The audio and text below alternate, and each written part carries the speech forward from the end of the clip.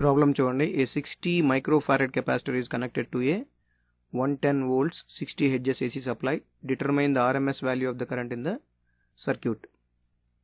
మన మోటివ్ ఏంటి అంటే ఒక కెపాసిటర్ తీసుకొని దాన్ని ఒక ఏసీ సోర్స్కి కనెక్ట్ చేయడం జరిగింది.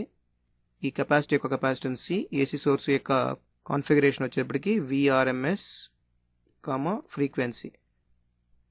మనం ఈ సర్క్యూట్లో పోతున్న కరెంట్ యొక్క రూట్ మీన్ స్క్వేర్ వాల్యూ కనుక్కోవాలి. అదే మన మోటివ్. ఇప్పుడు ఇన్వెస్టిగేట్ చేద్దాము.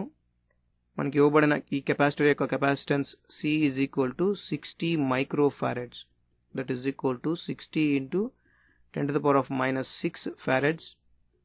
అలాగే VRMS is equal to 110 volts. అలాగే frequency F is equal to 60 hertz. మనకు కనుక్కోవాల్సిన ఐఆర్ఎంఎస్. ఇప్పుడు రిజాల్వ్ చేద్దాము. ఓమ్స్ లా నుంచి మనం ఏం రాయొచ్చు? VRMS is equal to IRMS into resistance. అయితే ఇక్కడ కెపాసిటర్ ఉంది కాబట్టి మనం కెపాసిటర్ ద్వారా వచ్చే రెసిస్టెన్స్ రియాక్టెన్స్ అంటాము.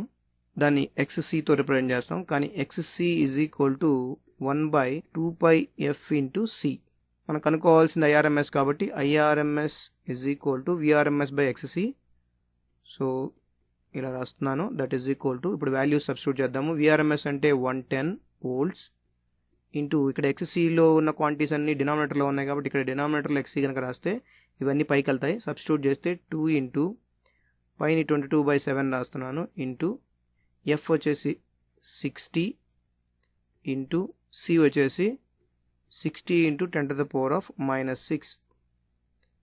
దట్ ఈజ్ ఈక్వల్ టు మనకు వచ్చే వాల్యూ 2.49 amperes.